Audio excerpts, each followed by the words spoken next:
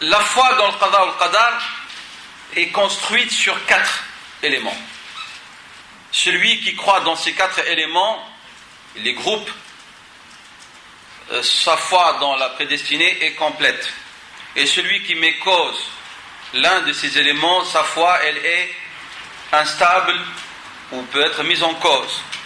Il y a unanimité chez les savants de la Ummah parmi les prédécesseurs sur ces 4 éléments. Premier, c'est ce qu'on appelle le degré du savoir, l'ilm. C'est-à-dire, il faut croire dans l'omniscience de Dieu, subhanahu wa ta'ala. C'est ce savoir a cerné toutes choses. Dieu sait ce qui a eu lieu. Dieu sait ce qui a lieu. Dieu sait ce qui n'a pas eu lieu, comment est-ce qu'il aurait pu être s'il a eu lieu. Donc je répète, Dieu sait ce qui a eu lieu. Dans le passé. Dieu sait ce qui a lieu. Dieu sait, subhanahu wa ta'ala, les choses qui n'ont pas eu lieu, comment est-ce qu'elles auront pu être si elles ont eu lieu. C'est-à-dire, ce qui n'a pas eu lieu, c'est-à-dire c'est les choses inexistantes, le ma'doum. Est-ce que les choses qui sont inexistantes, elles sont inexistantes parce que Dieu n'a pas pu leur donner existence? Non, c'est Dieu qui a voulu que des choses n'existent pas. Et ces choses qui n'existent pas, Dieu aurait pu, s'il le voulait, leur donner existence. Et si Dieu avait voulu leur donner existence, il savait comment est-ce qu'elle allait être.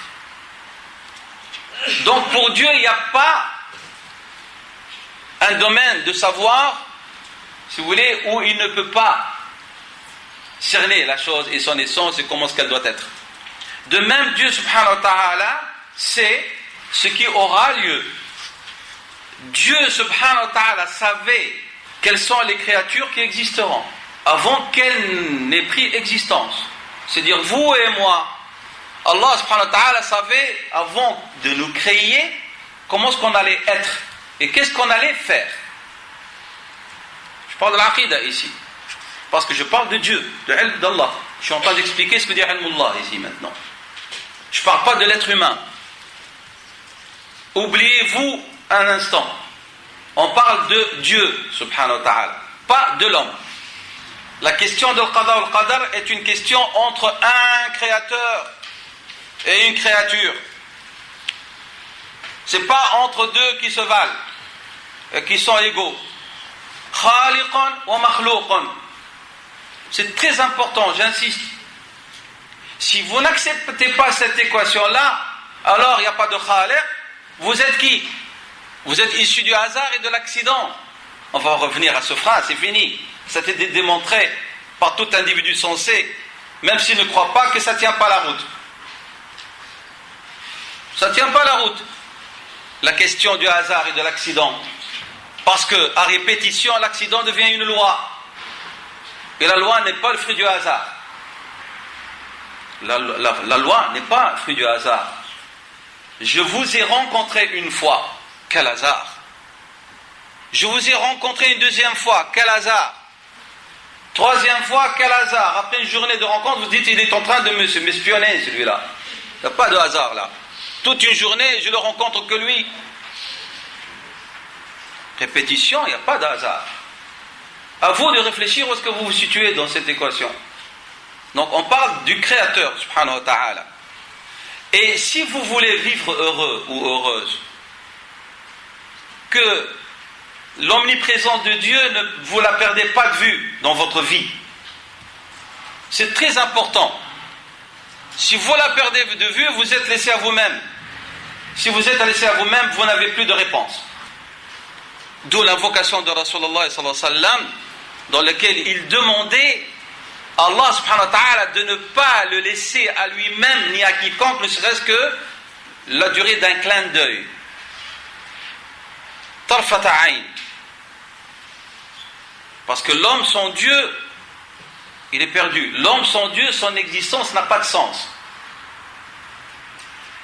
Croire en Dieu, ça donne un sens à notre existence.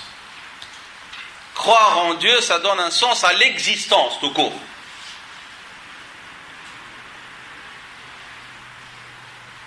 on oublie. Ça s'appelle ghafla, ça. Et les croyants de nos jours, beaucoup d'entre eux vivent dans le ghafla. C'est pour ça qu'ils ont des problèmes au niveau de leur foi, de leur façon de vivre leur islam. Donc, Allah subhanahu wa ta'ala dit dans la sourate Al-An'am 6, verset 59, entre autres, وَعِنْدَهُ مَفَاتِحُ الْغَيْبِ. Il détient subhanahu wa ta'ala entre ses mains, par son savoir, mafatih al-ghayb, les clés de l'invisible. La ya'lamuha illa hu. Seul lui, il les connaît. Et puis après, il nous dit, pour d'une manière maintenant concrète, pour qu'on comprenne ça, wa ya'lamu ma fil barri, et il sait ce qu'il y a sur terre. Wa wal bahri, et dans la mer. Wa ma tasqutu min waraqatin. Une feuille qui va tomber quelque part, ya'lamuha, il la sait, il la connaît. Wala habbatin, et même un grain dans les ténèbres de la terre, ni quelque chose de ratb, mou, ou de dur, de solide. Tout cela est dans un livre explicite. Illa fi kitab mubin. On va venir à ce kitab. De quoi il s'agit. Et bien sûr, nous avons, comme vous le savez, à la fin de la sourate Luqman, 5 choses qui sont du domaine du savoir de Dieu, subhanahu wa ta'ala.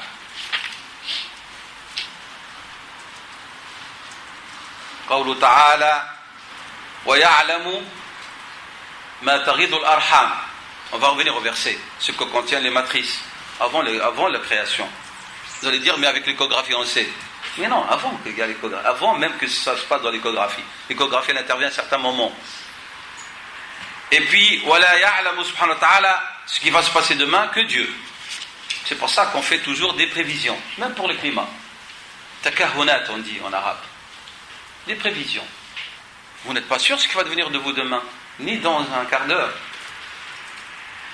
L'autre chose, Allah subhanahu wa ta'ala est seul qui sait quand la pluie va tomber. Aucune âme ne sait où est-ce qu'elle va mourir. Et personne ne sait quand l'heure dernière arrivera. Que Dieu. Donc dans la sourate Luqman, Allah subhanahu wa ta'ala dit Inna Allah 'indahu 'ilmu as-sa'a. C'est le verset 34, sourate 31. Inna Allah 'indahu 'ilmu as-sa'a wa yunazzilu al-ghayth. Dieu seul connaît l'heure dernière. Et c'est Allah subhanahu wa ta'ala qui fait tomber la pluie. Inna Allah 'indahu 'ilmu as-sa'a wa yunazzilu al-ghayth wa ya'lamu ma fi al-arham. Et c'est lui qui sait ce que contiennent les matrices. Wa ma tadri nafsun madha taksibu ghada. Aucune âme ne sait ce qui va devenir d'elle demain ou plus tard. وَمَا تَدْرِ نَفْسٌ بِأَيِّ أَرْضٍ تَمُوتُ. Et aucune âme ne sait où est-ce qu'elle va mourir. إِنَّ اللَّهَ. Et là, ce qui nous importe, عَلِيمٌ. Dieu subhanahu wa ta'ala, il a utilisé ici inna, particule de ta'kid, d'insistance. Très certainement, Allah est omniscient ou très omniscient, khabir, très informé. Il a combiné, subhanahu wa ta'ala, qu'il est alim et khabir, c'est-à-dire des choses les plus même infimes. Inna Allah alimun, il a rajouté khabir, très informé, subhanahu wa ta'ala. Et dans la sourate 12, Talaq, le divorce, Dieu parle de la même chose. Vous avez encore d'autres exemples dans d'autres sourates. Alors, deuxième élément, c'est celui de le degré du livre. Nahna, on l'utilise à tort le mot maktoub, al-kitab. On dit même, les savants disent al-ilm et al-kitab. Parce que Dieu a consigné, ou dans les tables gardées, dans la table gardée, fil-lawh al-mahfouz. Nahna, on utilise le mot maktoub dans un sens fataliste. C'est-à-dire que ça ne sert à rien de faire. Ça ne sert à rien de bouger, puisque c'est maktoub. Il roule sans assurance, sans permis de conduire, et comme un accident, qui dit maktoub. Mais aussi, avoir une assurance et un permis de conduire, c'est maktoub aussi. On a dit que Dieu est le bien et le mal. Pourquoi le maktoub c'est que le mal? Et le bien n'est pas maktoub? Si vous faites la balance, vous allez voir que c'est comme ça que ça fonctionne. Maktoub ou maktoub, les deux. A'udhu biridhaka min sakhatika. Donc, c'est qu'Allah subhanahu wa ta'ala a inscrit ce que vont être les créatures, leur devenir, leur qualité. Et bien sûr, cela concerne al-Lawh al-Mahfouz, la table gardée. Donc tout ce qui se passe et tout ce qui s'est passé est déjà inscrit dans la table gardée. Et vous avez ici comme preuve coranique la sourate 6, le verset 38. Il y a deux explications de verset de Qawlu ta'ala ma farratna fil kitabi min shay. Nous n'avons pas omis dans le livre L majuscule de mentionner toute chose. Alors, il y a selon certains exégètes, ils disent le livre ici veut dire la table gardée, et selon d'autres, ils disent il s'agit du Coran, qu'il n'y a pas un sujet que Dieu n'a pas subhanahu wa ta'ala mentionné, soit d'une manière globale ou d'une manière détaillée. Vous avez un hadith de Rasulullah sallallahu alayhi wa sallam qui affirme le sens de que tout est écrit dans la table gardée. Dans la sourate, dont vous avez un hadith rapporté par l'imam Muslim, dans lequel le prophète sallallahu alayhi wa sallam a dit Allah a inscrit il a arrêté ce qui va advenir de toute la création avant qu'il ne crée les cieux et la terre de 50 000 ans. 50 000 ans avant que Dieu ne crée les cieux et la terre, Allah subhanahu wa ta'ala a inscrit ce qui va advenir et tout ce qui concerne toute créature. Et son trône était sur l'eau. Ça c'est un autre sujet pour expliquer le trône de Dieu, c'est une autre histoire. Donc ça c'est un hadith rapporté par Muslim. Troisième élément important, donc nous avons cité le degré de l'omniscience, que tout est inscrit dans la table gardée. Troisième, c'est concernant deux attributs de Dieu subhanahu wa ta'ala, qui sont des éléments fondamentaux sur lesquels se construit notre foi. C'est concernant la volonté de Dieu, al-irada, et son omnipotence de disposer et de faire ce qu'il veut, al-mashi'a. Cela veut dire que nous devons croire que la volonté de Dieu est exécutable à travers ce qui se passe. Ce que Dieu veut et a voulu aura lieu, et ce que Dieu n'a pas voulu n'aura pas lieu. Ma sha Allahu kan wa ma lam yasha lam yakun wa lan yakun wa ma tasha'una illa an yasha Allah. Ça ici dans ce sens, mais aussi il y a un autre sens qui est donné à ce verset, on y reviendra. Rien ne se passe dans cet univers sans la volonté de Dieu, sans que Dieu ne l'a voulu ou qu'il ne le veuille subhanahu wa ta'ala. Rien ne sort et ne peut se faire, se réaliser dans son royaume sans sa permission. Et nous avons beaucoup de versets du Coran et de hadiths qui vont dans ce sens, tels que la sourate 5, le Maïda, le verset 48. Dieu dit dans ce verset وَلَوْ شَاءَ اللَّهُ لَجَعَلَكُمْ أُمَّةً وَاحِدًا.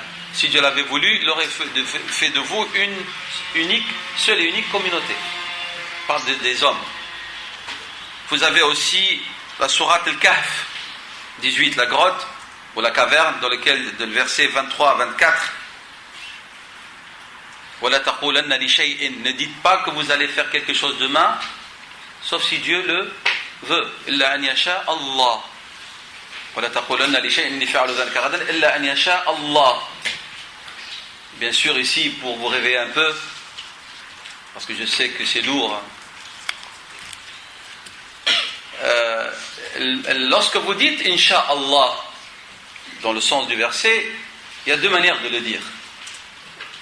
Il y a celle qui est conforme à la loi de Dieu, et ce que nous sommes en train d'expliquer ici dans la Aqidat al-Qadar, que le croyant le dise tahqiqan. Il dit cette formule en y croyant qu'il ne peut rien faire sauf si Dieu le veuille. Mais que puisque Dieu subhanahu wa ta'ala veut de lui qu'il agisse, c'est qu'il va agir parce que Dieu le veut aussi. C'est-à-dire, d'un côté, lorsque vous dites Inch'Allah, ça veut dire je vais le faire, Parce que Dieu, subhanahu wa ta'ala, veut que j'accepte et je respecte mes engagements. Mais aussi, si je ne le fais pas malgré ma volonté, c'est que Dieu aussi ne l'a pas voulu. Et ça, c'est la volonté de Dieu. Dans les deux sens, toujours prendre la chose. Ça, c'est conforme. Mais actuellement, il est répandu et propagé chez les musulmans, malheureusement, c'est de dire, Inch'Allah, ta'liqan. C'est une forme de dire suspension. Ça veut dire, j'ai dit Inch'Allah, ça veut dire que je ne vais pas venir. Déjà, il ne va pas venir. Tu vas me prêter, Inch'Allah, ça veut dire que je ne vais pas te prêter. Et puis, lorsqu'on dit pourquoi, il a dit, mais je t'ai dit Inch'Allah, Dieu ne l'a pas voulu. Mais Dieu aussi, si tu avais prêté, ça, c'est la volonté de Dieu, il aurait voulu. C'est clair? Il y a une différence entre qawluka Inch'Allah tahqiqan, wa ma tasha'una illa an yasha'Allah, wa qawluna Inch'Allah ta'liqan, pour fuir. Comme on a dit tout à l'heure, la formule, on attribue et on impute nos péchés et nos manquements à Allah, subhanahu wa ta'ala. Ce qui est une insulte et une mise en cause de notre foi. Donc ici, Inch'Allah tahqiqan, c'est-à-dire c'est vrai, je ne peux pas si Dieu ne le veuille pas. Mais ça sous-entend aussi, si je peux, c'est que Dieu le veut aussi. Il faut le prendre toujours dans les deux sens. Ne lisez pas le Coran dans un sens. Ce que Dieu affirme d'un côté, il affirme de l'autre côté aussi, puisqu'on parle ici de la question de l'qada ou al-qadar. Donc ça, c'est le troisième pilier important concernant l'aqidat al-iman bil-qada ou al-qadar. Quatrième élément important, c'est la question qu'Allah est le créateur. Donc la question de la création. L'acte de créer. Il doit être omniprésent. Donc premièrement, on a dit l'ilm, l'omniscience de Dieu. 2, la question du livre.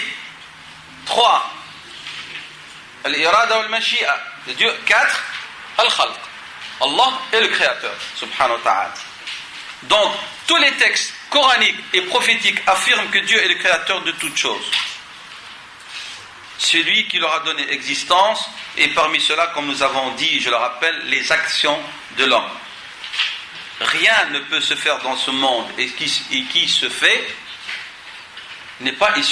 qui ne soit pas issu de l'acte de la création de Dieu. Allah subhanahu wa ta'ala khaliqu kulli shay. Le mot shay en arabe est un terme général, qui veut dire les créatures qui ont une âme, où il y a souffle de vie, et même les créatures inertes. C'est pour ça que Dieu n'a pas dit khaliqul insan uniquement. Ici il a dit Allahu khaliqu kulli shay. Vous avez ici le verset dans la sourate les groupes, Az-Zumar, le verset 62. Et vous avez dans la sourate Yasin 36, verset 81. Wa huwa al-khallaq. Et al-khallaq ici, c'est un superlatif d'exagération aussi, pour dire il n'y a pas quelque chose qui n'a pas créé. Tout est création de Dieu subhanahu wa ta'ala. Et vous avez de nouveau, Allah il insiste dans la sourate Raf, verset 62. Dhalikumullahu rabbukum, c'est cela votre Seigneur, khaliqu kulli shay, le créateur de toutes choses. Ces versets, vous les lisez, on les lit.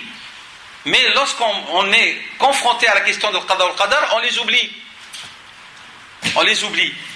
Donc il y a un sens général ici. On dit dans Al-Musul Fiqh, هذا معنى عام. Il y a un sens général, et le sens général implique que toute chose est créée, et donc en résumé, toutes les actions de l'homme, qu'il s'agisse d'actions de dévotion et d'obéissance, ou de désobéissance, tous ils sont créés par Dieu subhanahu wa ta'ala, et ils n'échappent pas à ses arrêts et à sa volonté. Maintenant, je vais dire autre chose qui va nous lier avec le sujet de tout à l'heure, Inch'Allah. Donc, concernant les actions de l'homme, comme ça on a une transition. J'ai dit qu'elles sont créées par Allah subhanahu wa ta'ala, bonnes ou mauvaises, et l'être humain et la créature, elle agit comment? Par l'acquisition de ces actes. J'ai pas dit il crée. J'ai pas dit que l'être humain crée, parce qu'on peut pas dire que Dieu crée et l'être humain crée. Le créateur, il est unique. Allah, il a créé les actions de l'homme, bonnes et mauvaises. Et l'être humain, lui, il agit. Yaf'al. On n'a pas dit qu'il n'agit pas. Comment? Il va acquérir ces actes-là. Yaktasibuha. C'est clair? Mais je n'ai pas dit l'être humain crée ses actions. Nous parlerons rapidement, Inch'Allah. Donc, puisque j'ai dit qu'il s'agit donc des actions de l'homme,